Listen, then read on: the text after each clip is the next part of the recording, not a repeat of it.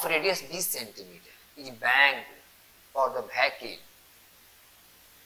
20 centimetre की त्रिज्या का एक टर्निंग है जो बैंकिंग किया हुआ है किसी व्हीकल के लिए जो 36 किलोमीटर पर घंटा उस पर चल सकता है.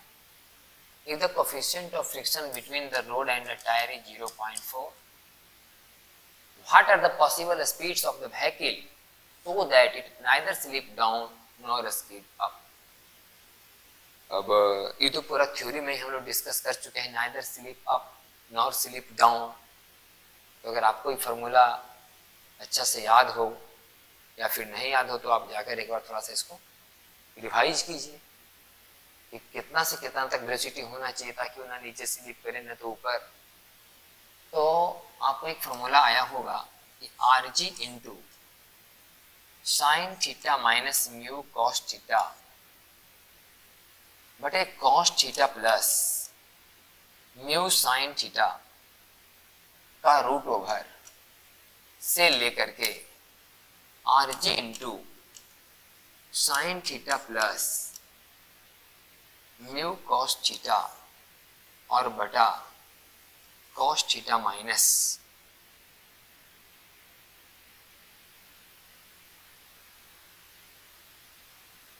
Mu sine theta. यहां से लेके यहां तक अगर वेलोसिटी रहेगा तो ना नीचे स्लिप कर रहेगा ना ऊपर स्लिप करेगा. ऐसा हम लोग थ्योरी में डिस्कस कर चुके होते हैं.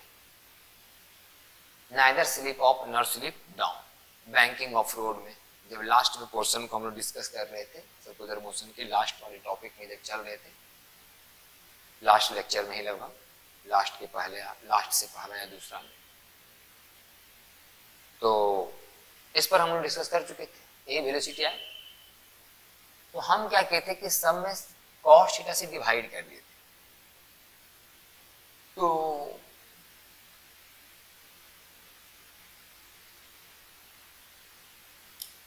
और इसमें क्या था कि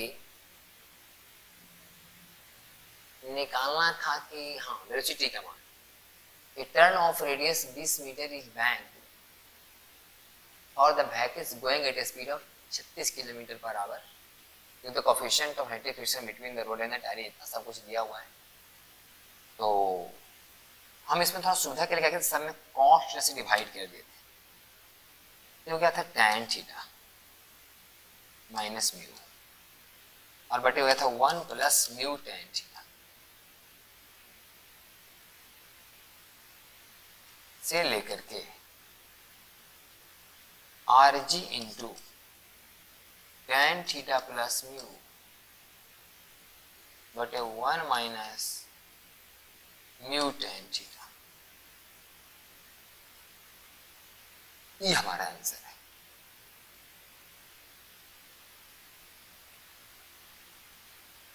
tan का मान कहां से निकलेगा? निकलेगा v स्क्वायर बाई आर.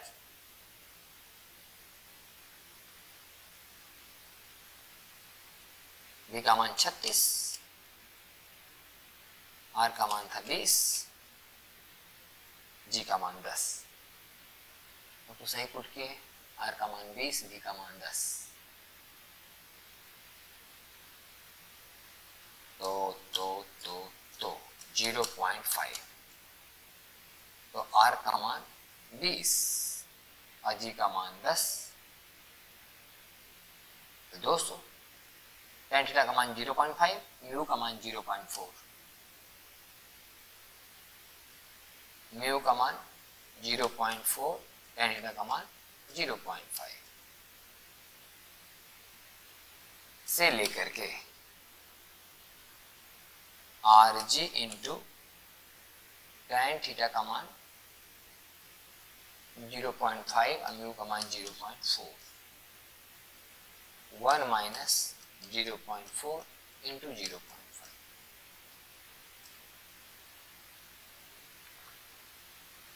तो ऊपर तो आ जाएगा 20 बट्टा 0.4 गुने 0.5. 0.4 इंटू 5 रहता तो आ जाता 2, लिखेंगे 0.2, लिखेंगे 1.2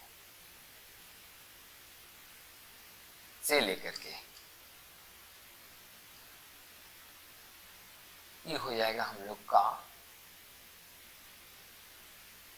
200 गुना 0.1 हो गया था 20, तो 200 गुना 0.9 है तो हो जाएगा 180,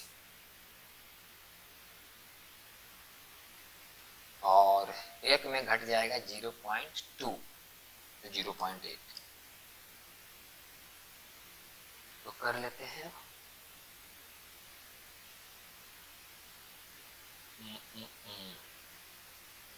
20/1.2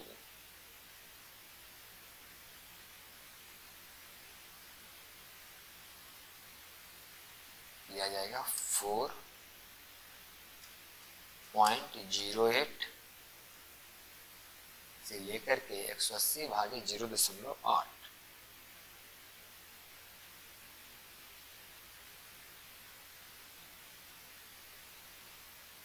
तो 15 के आसपास आ रहा, तो आंसर आएगा हमारा 14.7 किलोमीटर पर घंटा से लेकर के 54 किलोमीटर पर घंटा। ये तो हमारे हिसाब से आया होगा मीटर पर सेकेंड में, तो थोड़ा इसको और चेंज कर लेते हैं। 18/5 किलोमीटर पर घंटा से लेकर के 18/5 किलोमीटर पर घंटा। ये तो ठीक है, 5 दिया 15 तो 18 दिया 54, यहां तक आ जाएगा, और ये हो जाएगा 18 गुना 4.08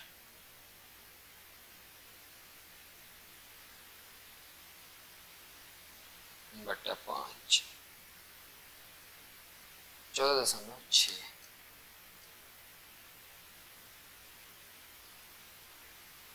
तो ठीक है लगभग 14.7 किलोमीटर पर घंटा से लेकर के 54 किलोमीटर पर घंटा तक।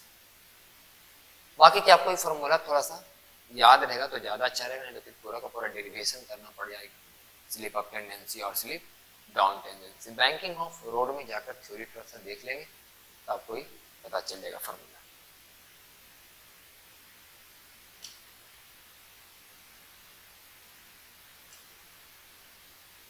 क्वेश्चन नंबर 19, क्या है 19?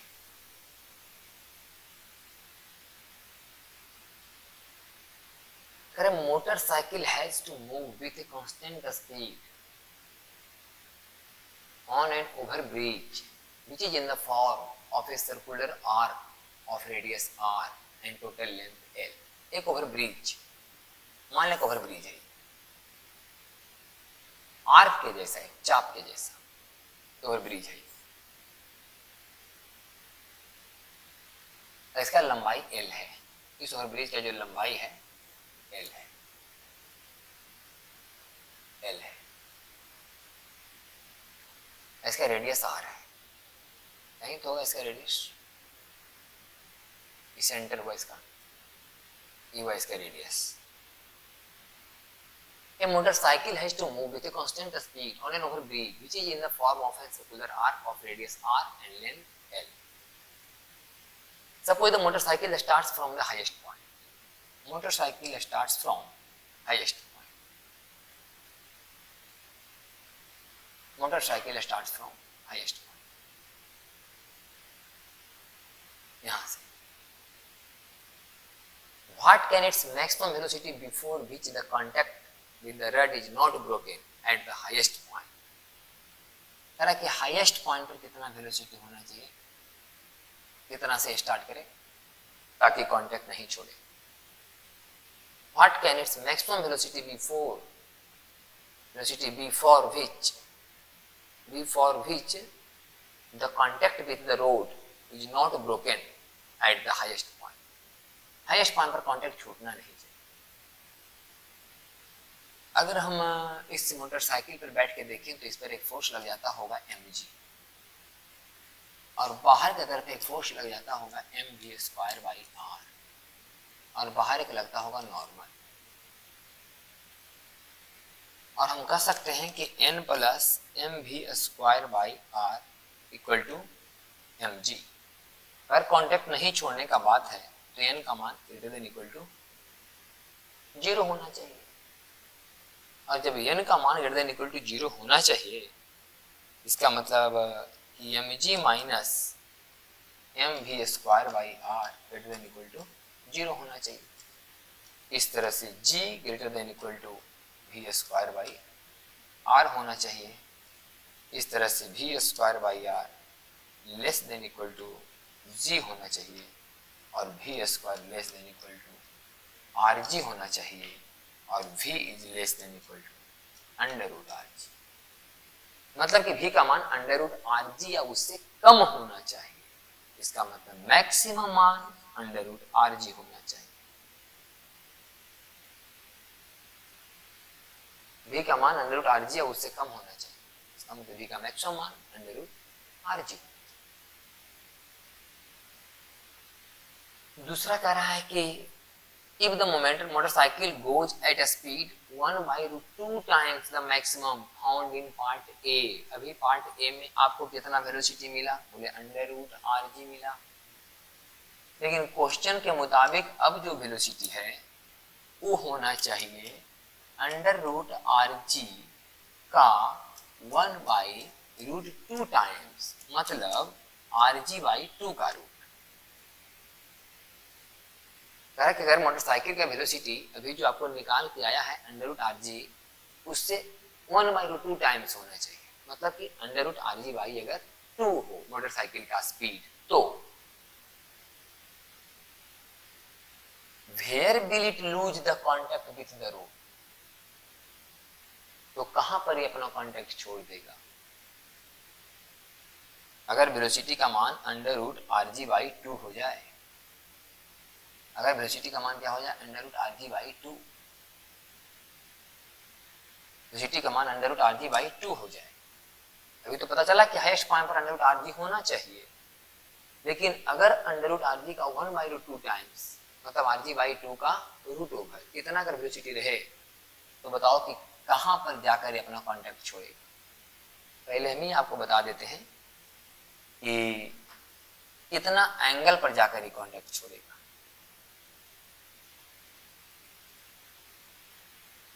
मान लें कि वर्टिकल से थीटा एंगल के बाद जब यहां पर मोटरसाइकिल था तब ये अपना कांटेक्ट मान लो कि छोड़ने वाला है। कितना वेलोसिटी पर? बोले कि आर जी बाई 2 का वर्गमूल। आर जी बाई 2 का जब यहां पर छोड़ेगा velocity under root R G पर, लेकिन वेलोसिटी तो अंडर आर जी बाई 2 का 1/2 टाइम्स है, मतलब आर जी बाई 2 का वर्गमूल। तो यहाँ तो कॉन्टेक्ट छोड़ेगा नहीं, कहीं आगे जाके कॉन्टेक्ट छोड़ेगा। तो मान लो कि यहाँ अगर कॉन्टेक्ट छोड़ता है, तो अगर आपको डायरेक्ट थ्योरी पता है तो ऐसे हमको बताए थे कि यहाँ से थीटा एंगल अगर बाद आप अगर जानना चाहते हैं तो थीटा एंगल के बाद जो कॉन्टेक्ट छोड़ने वाला वेलोसिटी होता है वो होता है under root R G cos theta,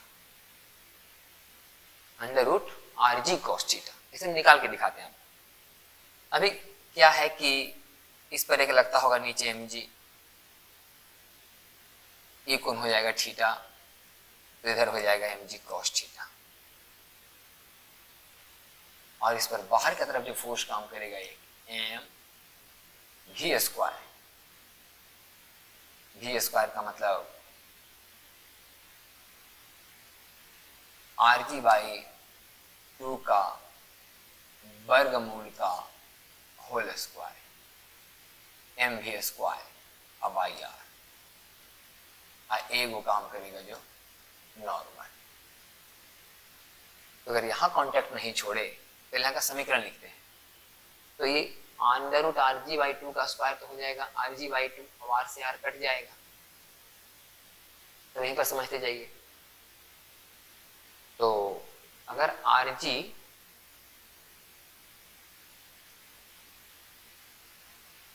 अगर यहां पर तो पता चल गया कि under root R G velocity होना चाहिए तो अपना कॉन्टेक्ट नहीं छोड़ेगा, लेकिन अब कहता है कि अगर अंडर रूट आर जी का 1/2 टाइम्स हो जाए मतलब आर जी बाई 2 का रूट, तो कहाँ कॉन्टेक्ट छोड़ेगा? मान लिया कि थीटा एंगल पर जाके कांटेक्ट छोड़ेगा, तो थीटा एंगल पर अगर कांटेक्ट छोड़ेगा यहाँ, तो इस वेलोसिटी के चलते बाहर जो फोर्स रहेगा M G square by R, एक नॉर्मल नीचे इधर हो जाएगा एम जी कॉस थीटा। तो चूंकि अब इसको सॉल्व करेंगे तो R under root R G by two का स्क्वायर तो रूट तो खत्म हो जाएगा, तो आर से आर कट जाएगा, तो आएगा एम जी बाई टू, मतलब N plus M G by two बराबर M G cos theta. N plus M G by two बराबर एम जी कॉस थीटा। याद रहे N plus M G by two बराबर M G cos theta.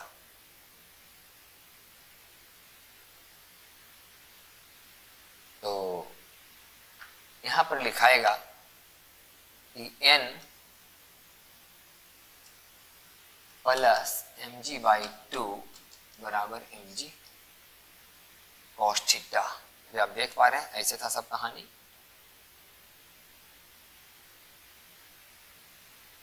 ये angle theta, यहाँ M G cos theta,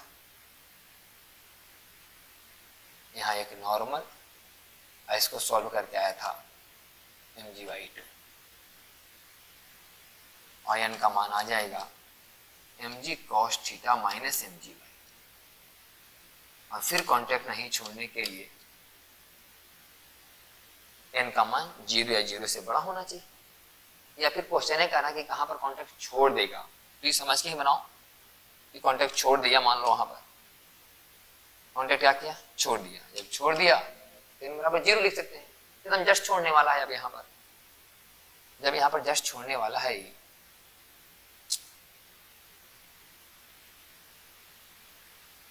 जब यहाँ पर जस्ट कांटेक्ट अभी छोड़ने वाला है,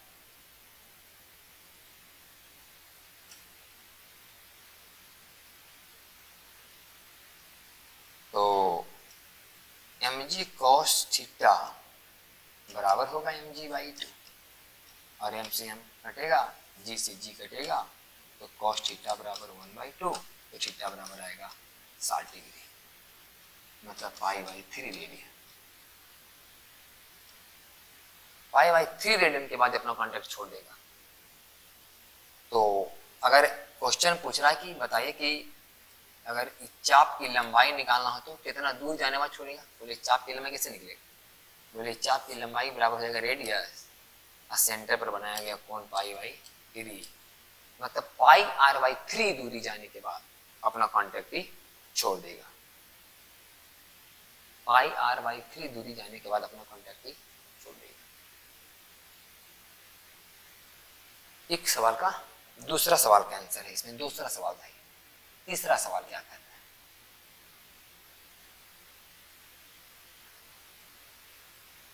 दूसरा था कि अगर 1/2 टाइम्स कर दिया जाए तो where will it lose the contact, कहां पर जाकर अपना कांटेक्ट छोड़ेगा। तीसरा कहता है कि what maximum uniform speed can it maintain on the bridge, कितना मैक्सिमम स्पीड इसे मेंटेन करके रखना चाहिए ताकि कहीं कांटेक्ट नहीं छोड़े। If it does not lose contact anywhere, कहीं कांटेक्ट नहीं छोड़े, इसके लिए से कितना स्पीड मेंटेन रखना चाहिए ओवर ब्रिज पर। हाईएस्ट पॉइंट से स्टार्ट हुआ था, हाईएस्ट पॉइंट पर कांटेक्ट छोड़ देता अगर √rg वेलोसिटी होता, पहला क्वेश्चन ही निकाले। तो और फिर पूछता कि √rg का अगर 1/2 टाइम्स वेलोसिटी होता तो कहां छोड़ता, 60 डिग्री जाने के बाद कांटेक्ट छोड़ देता, और दूरी के हिसाब से πr/3।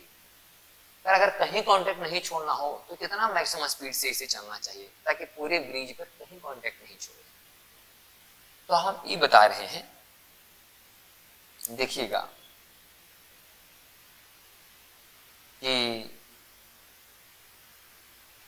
यही ब्रिज था,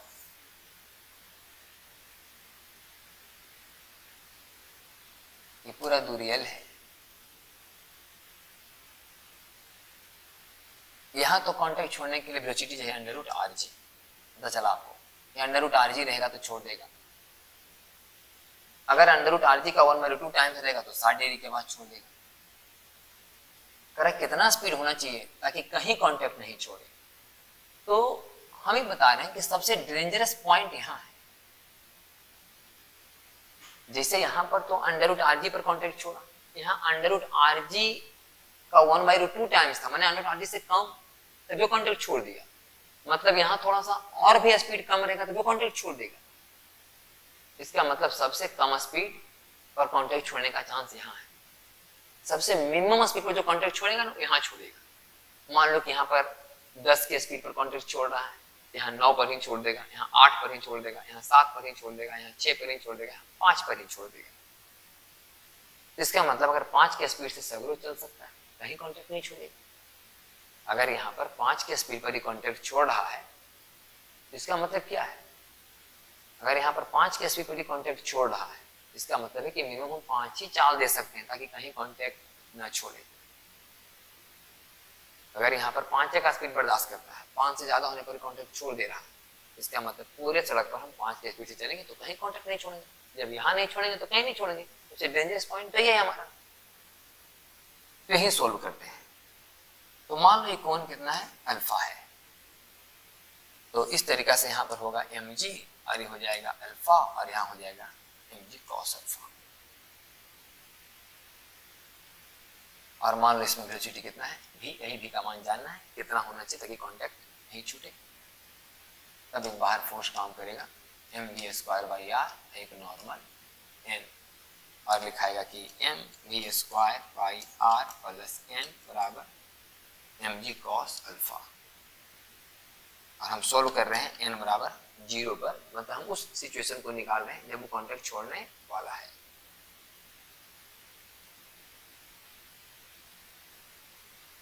तो mv²/r बराबर mg cos अल्फा। तो v बराबर आएगा rg cos अल्फा का √, यानी √rg cos अल्फा वेलोसिटी रहेगा तब वो कॉन्टेक्ट छोड़ने वाला है। √rg cos अल्फा मतलब इससे हल्का सा भी इतना पर छोड़ने वाला है। इससे अगर हल्का सा भी ज्यादा हो तो कॉन्टेक्ट छोड़ देगा। इसका मतलब यही सबसे मैक्सिमम वेलोसिटी है। मैक्सिमम वेलोसिटी है तो सबसे मिनिमम वेलोसिटी जितना पर कॉन्टेक्ट छोड़ रहा है, लेकिन यही उगला वेलोसिटी इस वेलोसिटी से अगर कहीं चला जाए इस ब्रिज पर, इस वेलोसिटी से अगर कहीं चला जाए इस ब्रिज पर, यहाँ से वहां तक, कभी कॉन्टेक्ट नहीं छोड़ेगा। बता तो रहे हैं कि यहाँ अगर 10 पर छोड़ता है, यहाँ 6 पर, यहाँ 5 पर, यहाँ 4 पर, यहाँ 10 पर, 9 पर, 7 पर, 6 पर, 5 पर, मान लिया 5 ही तक बर्दाश्त कर पाता है। 5 से अगर मान लिया जाए कि ज्यादा करते हैं तो अपना कॉन्टेक्ट छोड़ देता है। इसका मतलब मैक्सिमम 5 ही दे सकते हैं स्पीड। वही बात है, यहाँ पर इतना ही बर्दाश्त करेगा √rg cos अल्फा। इसका मतलब इतना ही दे सकते हैं ताकि यहाँ कॉन्टेक्ट नहीं छोड़े। जब यहाँ नहीं छोड़ा तो इधर ऊपर तो और अच्छा है, कहीं कॉन्टेक्ट नहीं छोड़े। तो यही वह मैक्सिमम स्पीड है। जितना स्पीड अगर दिया जाए तो यहाँ से लेके यहाँ तक में कहीं कॉन्टेक्ट नहीं छोड़ेगा। अगर इससे ज्यादा स्पीड देंगे तो यहाँ नहीं छोड़ करके कहीं ऊपर जरूर छोड़ देगा। उसे थोड़ा ज्यादा देंगे तो कहीं यहाँ छोड़ देगा, और ज्यादा देंगे तो कहीं यहाँ छोड़ देगा, कहीं न कहीं छोड़ ही देगा। इससे ज्यादा देंगे तो, लेकिन इससे कम देंगे तो और अच्छा बात है। जब इतना में कॉन्टेक्ट नहीं छोड़ा तो इससे कम में और क्या छोड़ेगा। इससे ज्यादा नहीं होना चाहिए, मतलब मैक्सिमम स्पीड हम यही दे सकते हैं ताकि कहीं कॉन्टेक्ट नहीं छोड़े। तो इसको सॉल्व कर लेते हैं। rg और cos और अल्फा कैसे निकलेगा? अल्फा निकलेगा ये चाप की लंबाई, पूरा है लंबाई l तो आधा होगा l/2 अब बटा त्रिज्या। थीटा बराबर चाप की लंबाई बटा त्रिज्या। इस तरह से आंसर आएगा √rg cos alpha. √rg cos alpha alpha. Alpha के जगह ही हम लोग लिखे हैं l/2r, सॉरी, अल्फा के जगह ही हम लोग लिखे हैं l/2r। तो थोड़ा सा हटाना ही पड़ेगा। cos अल्फा की जगह l/2r। ये तीसरा सवाल का आंसर हो गया। 20 देखिए,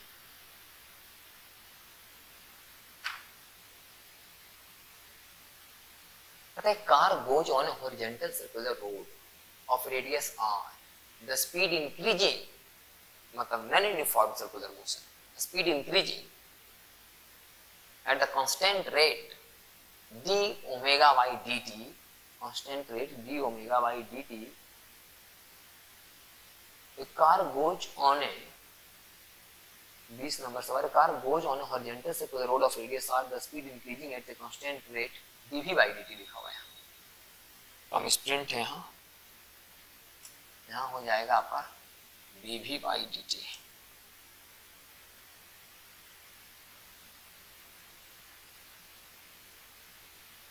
dv by dt बराबर है मतलब linear acceleration. The friction coefficient between the road and the tire is mu, find the speed at which the car will skate। Speed बताना कितना स्पीड दिया जाए ताकि कार स्कीड कर जाए। सिंपल समझिए आप, क्योंकि ये क्वेश्चन तो नॉन यूनिफॉर्म सर्कुलर मोशन का है, तो नॉन यूनिफॉर्म सर्कुलर में तो दो एक्सेलरेशन काम करते हैं। एक तो टेंजेंशियल एक्सेलरेशन जिसके बारे में दिया गया है डी बटा डी टी, ये हो गया, और एक होता है हमारा रेडियल एक्सेलरेशन जिसको हम लोग वी स्क्वायर बाई आर या ओमेगा स्क्वायर आर ऐसा बोलते हैं।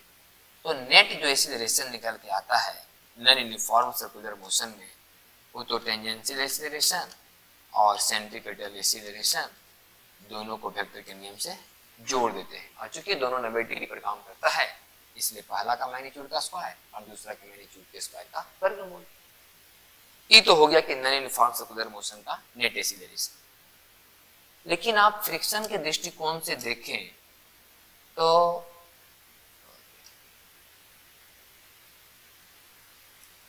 अगर आप इसको फ्रिक्शन के दृष्टिकोण से देखें तो आप जो कि समझते हैं कि एक्सीलरेशन जो होता है हमेशा less than equal to mu जी होता है। एक्सीलरेशन जो होता है हमेशा less than equal to mu जी होता है, मतलब A square plus B square by R का होल स्क्वायर का root less than equal to mu G, मतलब ए स्क्वायर प्लस बी पर पावर 4 बटे R square less than equal to mu square ji square.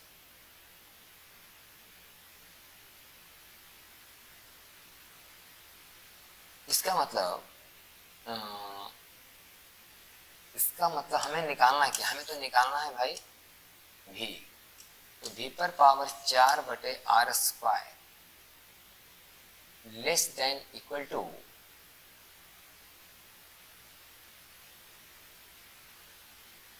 Mu square ji square minus A square.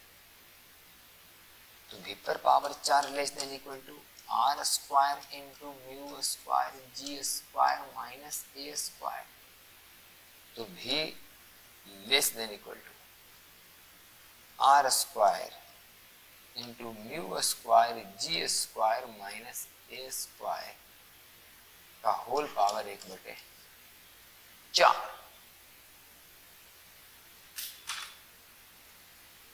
Are square mu square ji square minus A square into R square का whole power 1 बटे 4।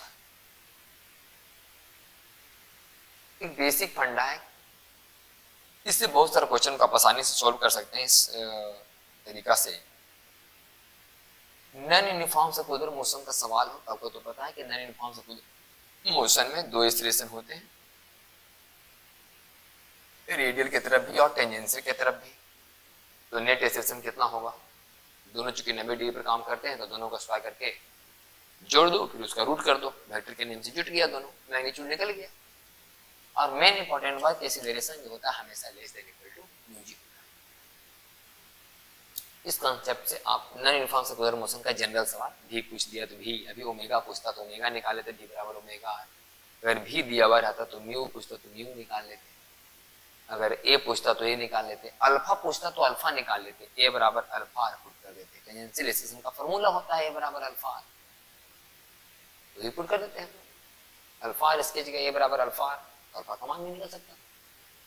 तो non uniform circular motion का question solve करने के लिए basic अच्छा फंडा तेरे है, बस इसे याद रखें कि net acceleration is less than equal to mu ji.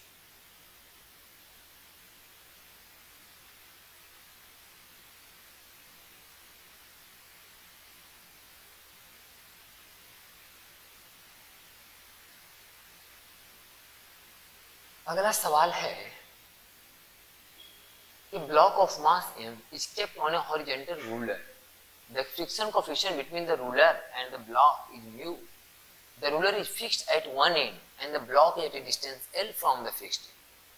The ruler is rotated about the fixed end in the horizontal plane through the fixed end. What can be maximum angular speed before which the block does not slip? मान लो कि इस तरह का कोई एक plate है, इसी को समझो हॉरिजॉन्टल रूलर जो एक तरफ फिक्स है और एक घूम रहा है और इससे L दूरी पर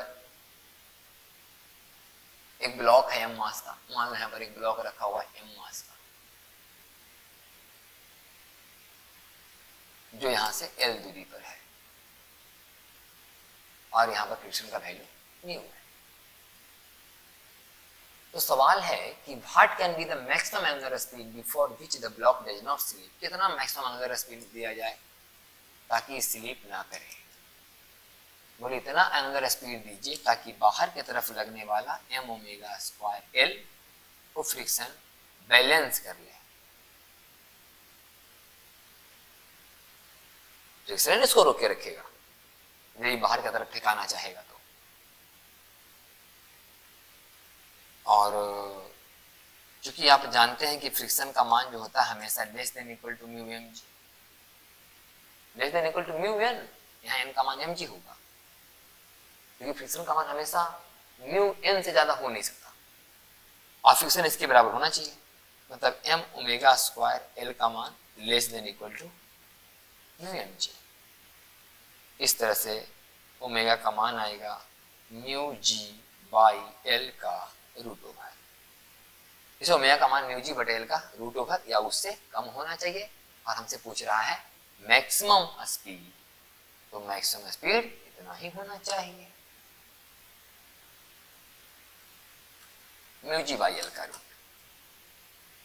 इससे कम रहे तो ठीक है, इससे ज्यादा नहीं होना चाहिए, नहीं तो फिर जो ब्लॉक है रूलर पर रखा हुआ जो मास का ब्लॉक है वो स्किप कर जाएगा बाहर।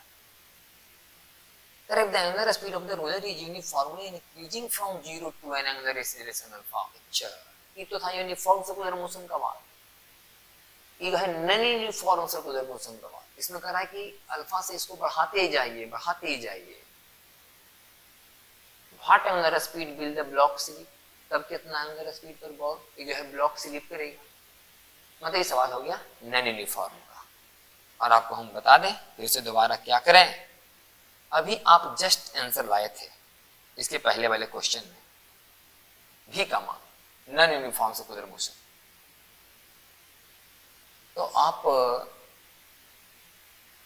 भी का मान जब लाए थे नॉन यूनिफॉर्म सर्कुलर मोशन में, बस अभी पर अंतर इतना ही है, कभी पूछ रहा है आपसे ओमेगा का मान और ए का मान अभी क्या रखा जाएगा अल्फा।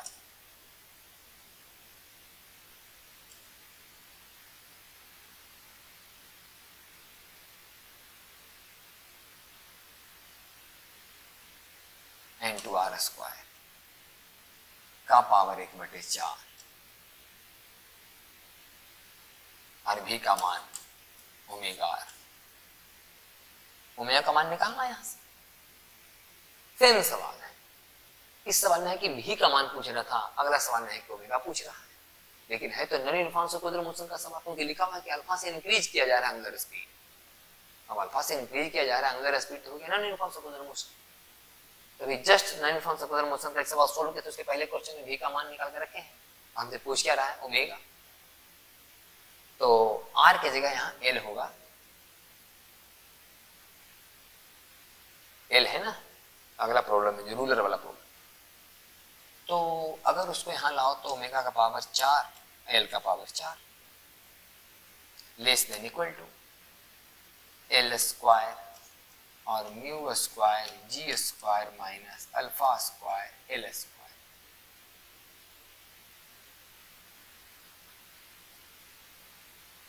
तो ओमेगा का पावर 4 यहाँ जाएगा तो एल स्क्वायर नीचे चला आएगा, एल स्क्वायर से एल पर पावर 4 कटेगा, यहाँ पावर 2 बचेगा और वो चलाएगा नीचे, तो म्यू स्क्वायर जी square minus alpha square l square बटा एल स्क्वायर का पावर 1/4। इस तरह से आंसर आएगा आपका mu ji by l, l को दोनों में डिवाइड कर देते हैं, एल को दोनों में भेज देते हैं, तो omega less than equal to mu ji by L का whole square minus alpha square का power 1/4, mu ji by L का whole square minus alpha square का पावर 1/4। तो ये आंसर आएगा किसका इस सवाल में। ये दूसरा पार्ट कह रहा है if the angular speed of the ruler is uniformly increase from 0 at an angular recession alpha, at what angular speed will the block slip, कितना angular speed पर ब्लॉक स्लिप कर जाएगा। तो यही सवाल को हम लोग पिछले सवाल से ही सॉल्व कर दिए, क्योंकि पिछले सवाल में हम भी का मान तक निकाल कर रख चुके थे। अब उसी को हम लोग ओमेगा के रूप में सॉल्व करने के लिए बोल रहा था, बस अंतर इतना कि जहाँ आर लिखा हुआ था उसमें एल लिखा हुआ है, तो यही आंसर हो जाएगा। यही आंसर है इस सवाल में, क्वेश्चन नंबर बी का answer. Omega less than equal to mu ji by L का whole square minus alpha square का power 1/4, mu ji by L का whole square minus alpha square और इनटू का पावर 1/4, ये आंसर लाया था। तो सेमी ढंग का सवाल था ये।